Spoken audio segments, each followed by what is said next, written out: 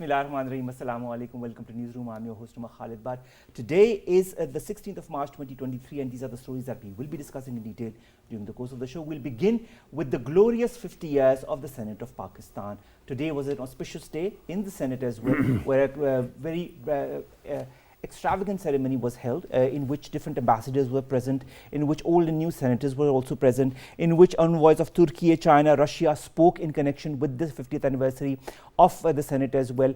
This and our Prime Minister Shahbaz Sharif Saab also spoke in the Senate, and he emphasized that political stability is pivotal for economic stability. We'll be discussing all of that in the context of 50 years of the Senate in our very first segment.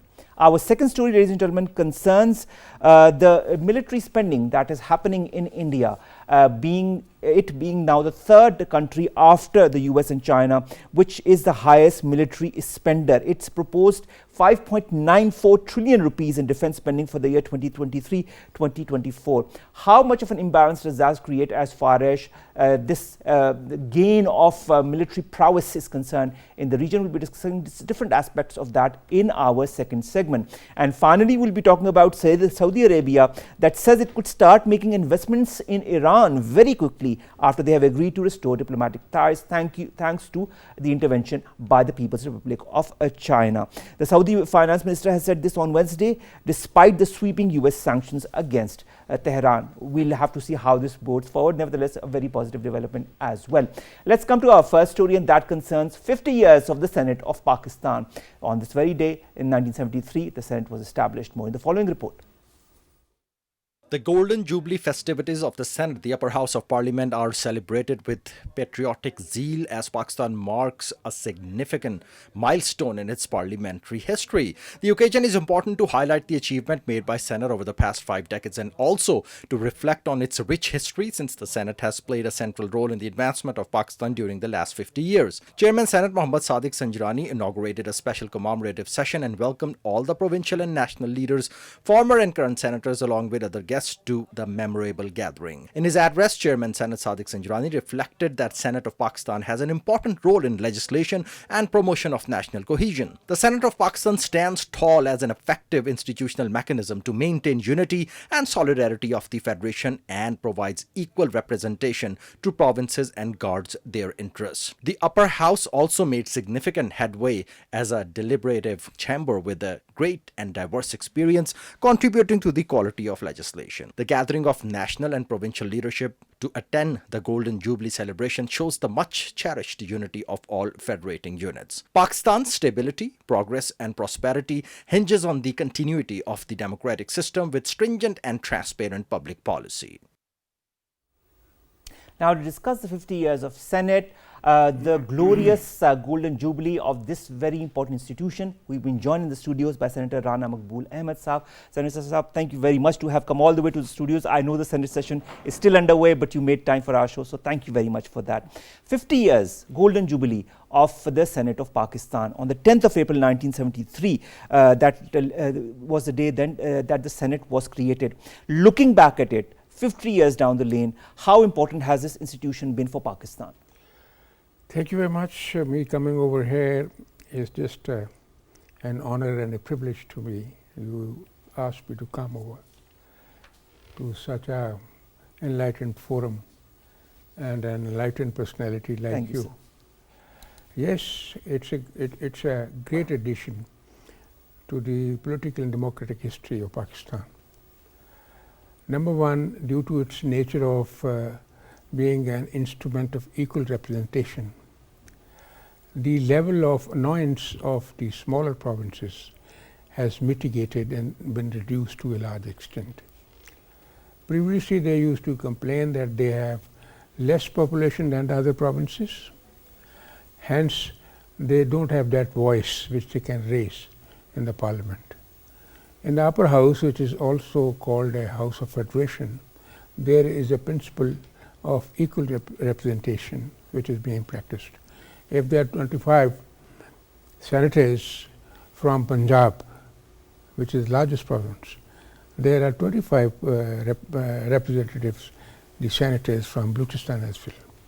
So that has given them a great strength, and that has also given the credibility to the system, because now they can raise their voice vis-a-vis the sense of deprivation they used to have, the budget allocations, and then human rights issues, and overall funding, attention of the federal government. All these issues are being attended to a large extent. And I personally think once this constitution was propounded, the architects of the constitution, they really made spectacular contribution, like Zulfikar Ali Bhutto and others, Maulana Mufti Mahmood, Professor Ghafoor, and Wali Khan, all these people. That was a heterogeneous political strata in those days. And you might remember when Pakistan was about to be established and created, most of these parties didn't accede to their demand, and they differed over the Muslim League, which was the cardinal organization under the leadership of Quaid-e-Azam. But to this situation, they all agreed. And they were there, and you might remember once Bhutto was going to attend a similar conference, all these leaders were present on the Lahore airport to see him off. That was a miracle performed by the constitution. So it's a situation of unity in diversity. It's a great fortifying feature for the country. All the same, it has done a little good as well as far as the constitutional history is concerned, but a lot many inadequacies also. As a student of this total phenomena, I can't have sides for the government or for the people, but I'm sure I'm so dejected over that. The Parliament and the Senate, they couldn't perform to the extent it was expected from them. All right. Sir, the Senate's landmark decisions as far as resolving regional, local political differences over the decades has protected the rights of all. When you look at all those decisions that were taken, of all the discussions that happened to maintain the sanctity of the Constitution, in 2023, what do you feel needs to be done by the auspicious body that is the Senate? Omar sir, as far as the integrity and the solidarity of the country is concerned, it's a remarkable contribution of the Senate. But as far as other cardinal issues of the country are concerned, Senate didn't perform so satisfactorily. For example, once we were asked to give the vote for the extension of the arm-in-chief, was it a democratic step? Was it constitutionally advisable? Didn't they know what would happen to democracy for doing such a thing, which is never done in any country's history? So if the senators and the members of the National Assembly don't think both individually and collectively, and they just go full hog if they are directed to do. So this is not the role and the duty of the parliamentarians. So Senate being the more important body, they should have put their foot down. They didn't do this. Every day there are things which are happening, but the Senate, despite there are certain people, 2, 3, 4 people, who really agitate on issues, but I don't know, they tend compromising. So this instinct of compromise should not happen. Is to be alleviated from the minds and the practices of the senators. All right, sir. We've also been joined online by Javed Khan Jadoon Sahab. He's a senior analyst. Javed Sahab, thank you very much to have joined us. Jadoon Sahab, looking back at the 50 years, it's since 1973 and now we are in 2023. Next month on the 10th will be exactly 50 years since the Senate began. How important do you feel as a senior journalist, as a senior analyst, is the Senate of Pakistan, for its constitution, for the democracy in our country? Thank you very much, Omar. I think in a parliamentary form of democracy in a country like Pakistan, the Senate has a very, very important role to play. It is a representative body of the 4 provinces, equally elected members. And the Golden Jubilee, of course, is a very auspicious occasion as far as we are celebrating its existence for the last 50 years. But unfortunately, Umar, the Senate of Pakistan, which we feel should have been represented by the qualified people and the technocrats and the educated people who could have understood the foreign policy paradigms and could have understood Pakistan's economic paradigm and the political as well. But if we look at the ground situation, the upper house is basically represented by people who have not been considered to be qualified to be part of the Senate of Pakistan, because these seats were for sale on so many occasions. The votes were bought by the senators, and they got elected because of, in many cases, I'm not saying every senator did that. There are some very qualified people who are representing different political parties. They have brought sobriety to the House. They have got a history of being attached to the politics of Pakistan and to the parliamentary form of democracy in Pakistan. But on many occasions, we have seen that the votes were bought as far as the wealthy senators were concerned. They never played any important role in legislation, because it is the House which gives the guidance and the direction to the lower house as well. If we look at on the whole, the overarching opinion is that parliamentary democracy has seen a very dismal performance, because people's aspirations are not represented by both the houses of the parliament. People always look towards the upper house and the lower house, where decisions should have been made. Debates should have been conducted on vital and important national issues, while these issues are being settled on the street, unfortunately, right now. The platform, which was even abandoned by the chairman Pakistan Tehreek-e-Insaf, unfortunately, he thought that it would be in his party's interest to leave the lower house while they kept their members in the upper house. Now they want to come back. The parliament has been left redundant as far as decision making is concerned. I think every decision taken by the government should have been debated on the floor of the house, whether upper house or the lower house. So I think it's a kind of a mixed feeling. I would say, well, the glass half filled. Maybe it is satisfactory, but the empty part of the glass is definitely kind of not the satisfactory aspect as far as upper house is concerned. Omar. All right, kindly stay online with us. We've got a senator, of course, in the studio. Senator Rana Maqbool Saab, you've heard what Javed Jadoon Saab had to say. How much has politics affected the sanctity of the Senate, in your point of view, over the years, over the decades? And would you like to give some kind of a response to what he said? He's absolutely right. I fully agree with him. Politics, it's not politics. It's hunting with the hound, running with the hare. Let me be frank. The politicians, they are custodian of the country's future. They should react to every situation conscientiously. So they should not go for short-lived benefits and expediencies. That has been the problem. That is perhaps due to a situation of character degeneration overall, and most of us don't react strongly to an undesirable situation. We think that we should escape any challenge and only we will be the beneficiaries. I may quote one or two instances. There was a dictum order by the Honorable Supreme Court that a dictator, a military dictator, would have the powers to single-handedly as an individual amend the Constitution. And this decision was for 3 years. What did the Senate do on that? What did the National Assembly do on that? Why did they kept quiet? Was it a small thing that a military dictator being given power by the Supreme Court for 3 years and to amend the Constitution? Constitution is not a piece of paper. It's a very sacred document which is to be preserved.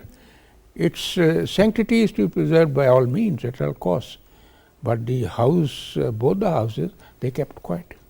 Now, of late, you must have listened to the hue and cry all over.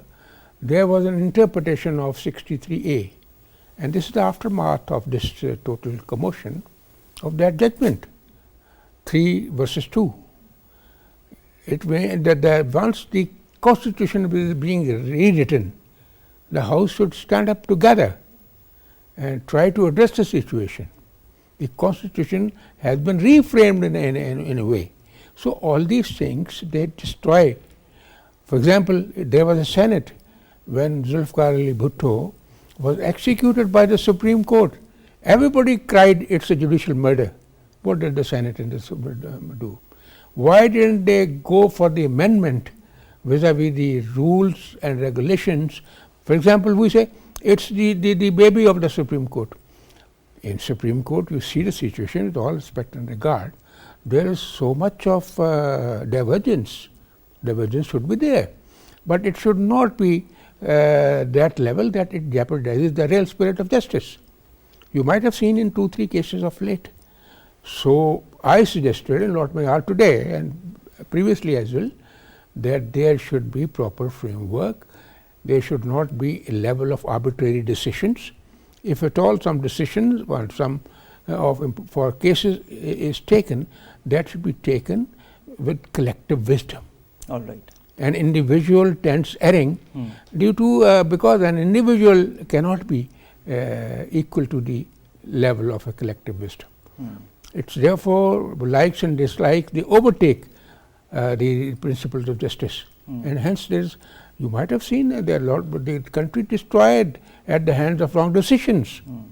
So this is the great challenge with the Senate and the Assembly, and we have not been able to address this challenge properly. So we need there needs to be more of a collective action in your point. Collective actioning and collective wisdom. He said that he is right. There is material is not equal, but there are certain embers amidst the heaps of ashes. There are 2, 3, 4, 5 people who every time raise their voice, but they are to be supported by others as well, because God has given them this position. They are the representative of the community, of the province at such a level. They should play their role dedicatedly, courageously and honestly. That is the requirement to be demonstrated by a senator. All right. Before I go to Javed Jadoon Sahab, I wanted to understand, you say that we don't have the necessary power. Do you feel there are chances, and how, in your point of view, should there be an increase in the power of the Senate to uphold decisions, to make decisions, and to uphold the Constitution of Pakistan as well? Yes, they have, but they have the power. If they say they don't have the power, I don't say it. If the power, there is little power of ethics and morality, and of commitment and competence. That we can say. But as far as the Senate is, Senate does have all the powers. They can move an amendment in different laws, even in the Constitution. For example, I have moved this 62(1)(f). Once the propounders of that Constitution, they said Sadiq is not word in the Constitution. There should be Amin, like Sadiq and Amin, the greatest man on the face of this earth, ignoring the level of human fallibility. So how can a human being reach that stature of ethics and morality? That is just not possible. And then saying this, there is no provision or explanation of the law for how long he will be disqualified. It goes to the discretion of honorable judges. They may disqualify a person for life over a minor issue, and they may not at all. So all these things are to be corrected. All right. Yes. For example, I have already moved amendment in Article 19. You might remember when Chaudhry Iftikhar put his foot down and tried to strangulate the Parliament, that there is no role of the parliamentary committees in the appointment of the judges. So they were totally denuded and deprived of this power. We have moved an amendment now in the Constitution.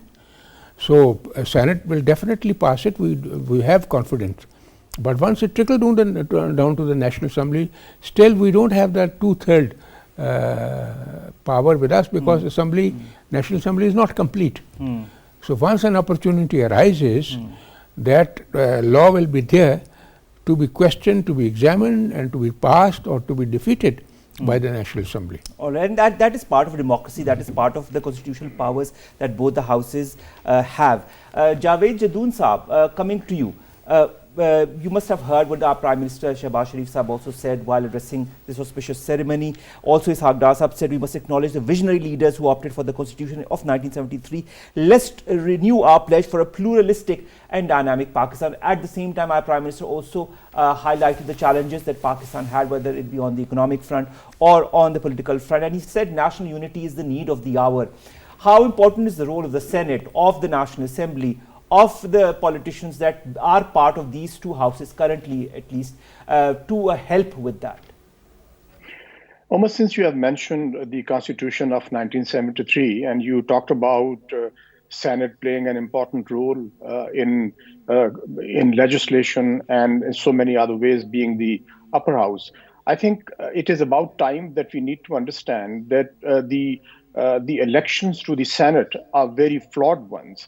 Because we need to go for the elections like being held in the United States of America, where senators are directly elected. In Pakistan, unfortunately, the system hasn't worked because of so many fault lines in the system, and ultimately the right people have not been chosen to be the representatives of the people of Pakistan, or the Federation of Pakistan in the upper house.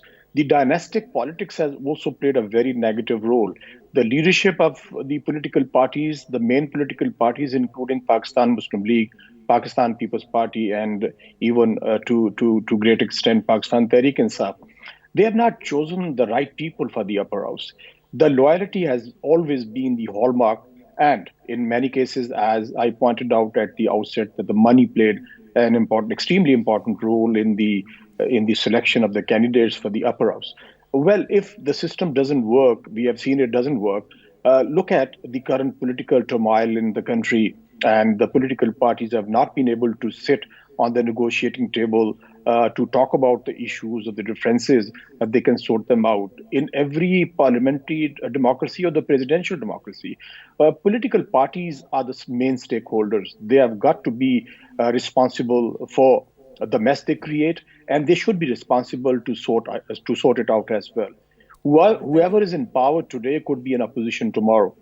We have not decided to go to the forum of the National Assembly or the Senate to resolve our political differences. We have not been able to go there and find what kind of differences we have. Are these existential differences we can't resolve? It is a matter of life and death we can't resolve.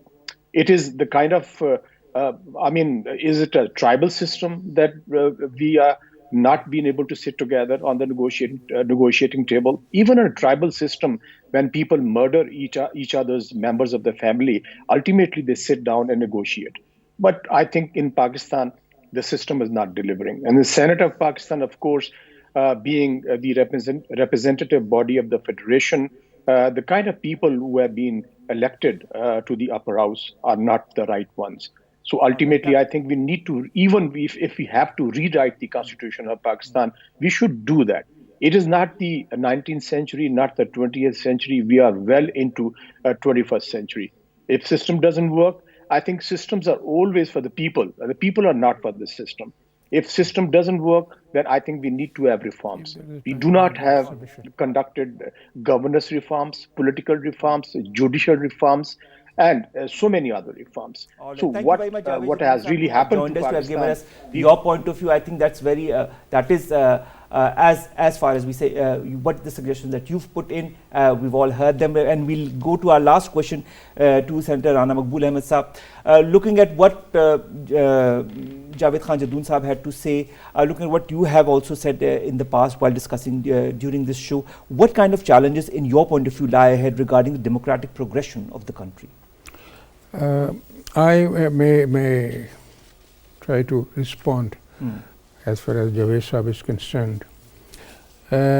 All senators are not of the same fiber. There is a difference of character and morality.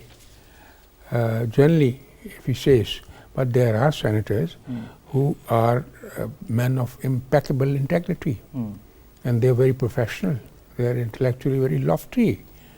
They stood by all this, despite the annoyance by their party leaders as well. They have been playing absolutely fair. I may quote here Raza Rabbani, you might have heard of him. Of course. Some others as well. So this is not all rotten as far as Senate is concerned. But if you, okay, this is a good thing, it will be directly elected. So RNDMN is directly elected. So there is a character crisis. There is a general degeneration in the character of our people. That is to be addressed. Okay? I think that is the main thing that, in your point of view, needs to be addressed. At all levels. At the highest level, this thing is happening. All right. And I hope the change happens, and I hope the change happens for the better. And you, sir, are one of those who can help make that change along with other like-minded people. We're doing it. Inshallah. We're trying to do it. We will be looking at those results. Thank you, Senator Rana Maqbool Ahmed Saab, to have joined us. Javed Jadoon Saab online also. Thank you so very much. And of course, a very happy 50th Golden Jubilee to our Senate of Pakistan. May it see glorious years in the next decades, and may we see a wonderful Diamond Jubilee as well for our Senate. Inshallah. Thank you very much, sir, to have joined us. Let's come to our second segment that concerns, of course, the issue that is the Indian designs and, of course, what is happening as far as this arms race is concerned in the region. We'll be going to our next guest, but before that, a short report. Regional pariah India has a history of unwarranted and provocative acts to divert public attention from domestic challenges. Besides its unilateral hybrid warfare against Pakistan, the belligerent Indian regime is persistently engaged in military buildup and defense pacts. In order to back its hyperbolic rhetoric with military might, India is purchasing the third squadron of S-400 surface-to-air missile defense system from Russia. India and Russia signed an intergovernmental agreement for the procurement of 4 regiments of Russian-made S-400 advanced air defense system on October 2016. Last month, India proposed 5.94 trillion rupees or $72.6 billion in defense spending for the 2023 and 24 financial year, a 13% increase. There are also reports of New Delhi plans to deploy 120 tactical missiles on its borders with China and Pakistan. Indian Defense Ministry's top echelons have also been discussing the development of a rocket force for Indian Army. India's military buildup through a large-scale acquisition of arms, expansion of fissile material production facilities, and quest of advanced technology for missile and related delivery system would accentuate the already existing conventional and nuclear imbalance in South Asia. Pakistan's key concern is the paramount importance of strategic stability in South Asia. Now, to discuss more on that very important issue, this arms race in the South Asian region that is perpetuated by India, we've been joined by Muhammad Taimur Khan. He's a research associate with the ISSI. Thank you very much, Taimur, to have joined us. Pleasure to have you in the studios. Thank you. You must have read the latest statistics as far as India's designs to acquire more and more arms and ammunition, whether it be from Russia, whether it be from other countries. How is that development shaping the South Asian strategic environment in your point of view? Well, first of all, thank you for having me on your show.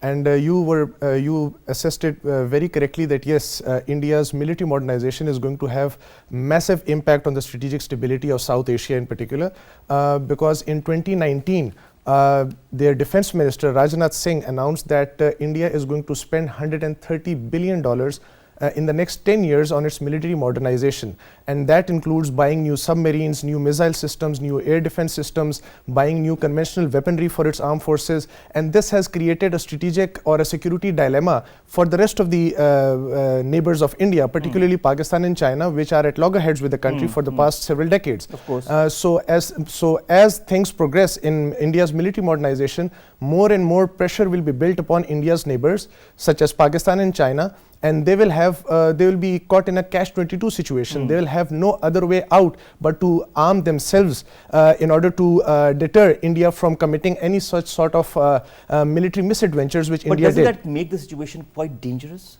Of course it does, especially it turns South Asia into a nuclear minefield because there are 3 major nuclear powers, 2 of them de facto nuclear powers such as India and Pakistan, and 1 de jure nuclear power such as China. It creates the entire region into a nuclear minefield that as the situation is escalated and the escalation ladder is climbed up and the situation is heated between different neighbors, I think the situation will get graver and graver.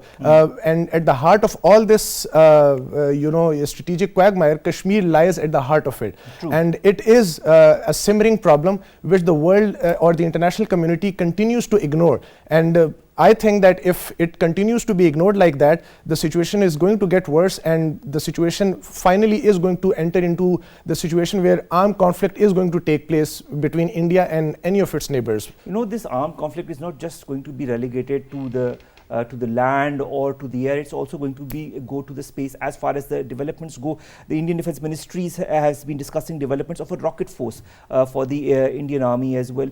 What strategic importance will that have for India, or what is its impact going to be as far as the strategic calculus of the South Asian region is concerned? Well, you see, the precedent has been set by the United States of America by creating a cyber force, so to speak, and I think that with the follow-up of its containment China policy, it is building India's defenses and India's military capabilities up so that it can effectively counter and deter and contain China in the Asia-Pacific region.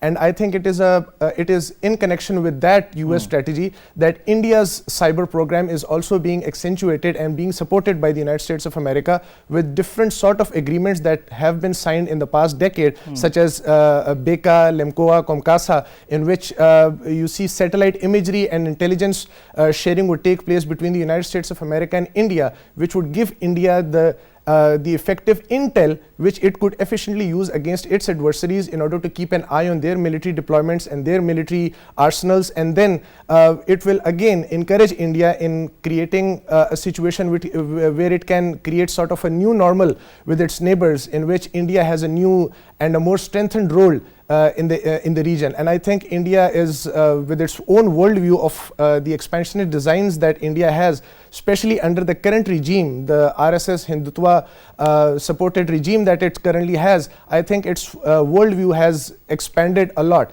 And I think this domain of cybersecurity, or making more progress in the cybersecurity domain, I think it's a chain. It's in connection with India's growing strategic designs. But in this whole aura of India's growing strategic designs, we also know about its skirmishes with China. We know about what is happening in Indian illegally occupied Jammu and Kashmir. And there is, on the one hand, denial of the basic human rights to people within India. And on the other hand, there is a buildup of arms and ammunition within India to maybe counter enemies, to maybe show its military might in the region. But do you feel that countries such as the United States of America or Russia that are still supplying arms and ammunition to India understand the change in the whole strategic environment of our region because of this? Well, sir, you are absolutely right that there should be some sort of a concern in the major global powers before extending any sort of help towards India, especially when it is carrying out massive, you can say, alienating policies, especially with regards to its own minorities and particularly Muslims. But you see, the major powers, they always follow or pursue the policy of realpolitik. Their own major national security and foreign policy interests are always at the heart of their, any maneuvers that they do or any sort of help that they extend to other countries. India is a rising economic power. It is one of the biggest economies, and its GDP is consistently growing. And I think all those major powers are only concerned with their own respective economic and strategic interests that are aligned with India at the moment. Like you correctly mentioned earlier, that US has its own interests in helping India so that it can be a net security provider in the region to contain China, and Russia also needs India, especially after the Russia-Ukraine conflict, that India remains a vital strategic partner to Russia so that its economy can sustain and so that it has a major global power on its side of the fence as well. So those powers are least bothered about what sort of human atrocities Indian government is committing, and they're only concerned about their achieving their own interest from India. And I think as long as India continues to serve the interests of the global powers, all of its ills, you see, would be effectively ignored or conveniently ignored by all the major powers. You know, when you talk of ignorance, that brings to mind the fact that there has been no constraints, no sanctions on India by the United States of America, despite the fact that it is buying arms openly from Russia. And very recently also there has been a whole batch of arms that has been obtained by India. In all of this context, where does it leave all the other countries in the region? Because you have on one hand India that is increasing its military prowess. Do you feel that will push other countries also in the region, including Pakistan, to increase theirs? Of course, like I earlier mentioned, that it has, like, as soon as India's own strategic might and its military modernization builds up its confidence, it is going to create a catch-22 situation for other neighbors of India. And naturally, all those countries will enter into an arms race as well, which will also, and that arms race will be at the detriment of human development and other non-traditional security aspects that are currently challenging the very sustenance and the very security and strategic stability of the region. So, but the fact remains that all the major global powers, they are far away from the current South Asian region, and they can be least bothered about how the situation gets deteriorated here, as long as their own strategic interests are being served. You can take the example of the hasty US withdrawal from Afghanistan. The US was very well aware that if it withdraws from Afghanistan so hastily, it is going to create problems for the region. But it left, and it left all the onus to fall on regional countries, particularly Afghanistan's neighbors. And now it is continuously pressurizing the neighbors of Afghanistan from not even helping the current setup of Afghanistan effectively, so that the humanitarian crisis that is currently looming in Afghanistan can be amicably be addressed. So it is Does that contribute to also strategic instability in the region? Of course it does. Of course it does, in a massive way, because if the global powers are not there to play fairly, then all the other regional players are going to aggressively pursue their own national security interests, and that will be going for an arms race, putting their human development on the side, and then focusing on their own military buildup and military modernization, and that is going to further, you can say, increase the intensity of conflicts that are currently existing in different parts of the region. Pakistan has always emphasized on the importance of a strategic balance in the region. Do you feel the international community understands or listens to Pakistan's concerns? No, it doesn't, because I'll give you an example from the nuclear suppliers group. Pakistan has always had an amicable nuclear safety record, as compared to India, which has had several hiccups and mishaps with regards to its nuclear program. But as I mentioned earlier, that since it is fulfilling the national security and strategic goals of or the interests of the major global powers, countries like the United States of America are seriously and aggressively bidding and supporting and campaigning for India's inclusion into the nuclear suppliers group, while Pakistan, which is actually advocating for a criteria-based membership approach, is continuously being you can say marginalized and ignored. So once again, you cannot expect the major global powers to listen to you or to play fair unless and until your interests are aligning with their interests. So if Pakistan really wants its voice to be heard, it needs first and foremost to internally balance itself, create some interests of the major global powers with its own interests, and then move ahead and advocate its own interests in the International Committee of States. Unless and until Pakistan does that, Pakistan will always be considered a liability, which it is being considered right now by all the other major global powers, and ignored for the foreseeable future. So unless and until Pakistan develops that complementarity with the interests of major global powers, I don't think so Pakistan's interests will ever be adhered to by the What measures should Pakistan need be taking as far as this strategic imbalance is concerned, apart from the countermeasures, of course, that will lead to, again, a build-up of an arms race? Well, first and foremost, if Pakistan really wants to create strategic stability, it needs to have a stable economy. It needs to internally balance itself, like I mentioned earlier. It needs to avoid political polarization within the country, create strong institutions, and create an enabling environment which is secure for the foreign direct investors to invest in Pakistan and to feel comfortable engaging with Pakistan.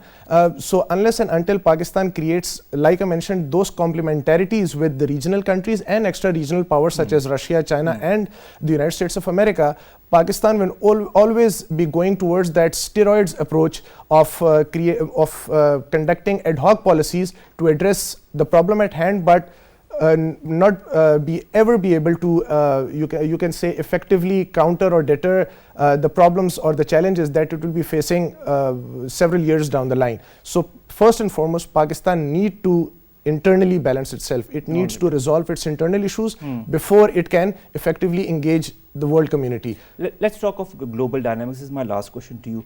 How are they jeopardizing the balance of power in South Asia, given the fact that the global military expenditures have exceeded the Cold War levels for the first time, $2 trillion US dollars? Of course it is, because you can see that the global international order was jolted massively after the Russia-Ukraine war.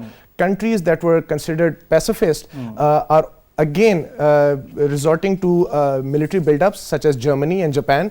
Japan has recently become the third largest military spender by allocating $320 billion for its military modernization and going against its constitutional no war clause for the first time after World War II. And this is, these apprehensions are growing because the international security situation is, you can say, deteriorating. In different parts of the globe, you can see that Europe is reorienting its, you can say, worldview right now. Countries that were focusing on climate change, on shifting towards green economies, are now once again revamping their coal power generation plants. They are going again. They have, all those military industrial complexes that were disbanded have been rejuvenated. So of course, we are seeing an increase in military expenditures. We are seeing strategic instability in the region, and we will only wait for the next couple of weeks to see how different other countries in the region reacts to this strategic imbalance that is being created by India. Thank you very much, Taimur Khan, Research Associate with the ISSI. It was always very interesting, as it always has been whenever I discuss important issues with you. With that, ladies and gentlemen, we come to an end of today's newsroom. But before we go, I'd like to just highlight our last story about Saudi Arabia that could invest in Iran very quickly, says the finance minister of the Kingdom of Saudi Arabia on Wednesday. Despite sweeping US sanctions against Tehran, we are seeing a renewed interest between the Kingdom of Saudi Arabia and the Islamic Republic of Iran. Let's hope this brings forth new relationships and a stronger region. Allah Hafiz.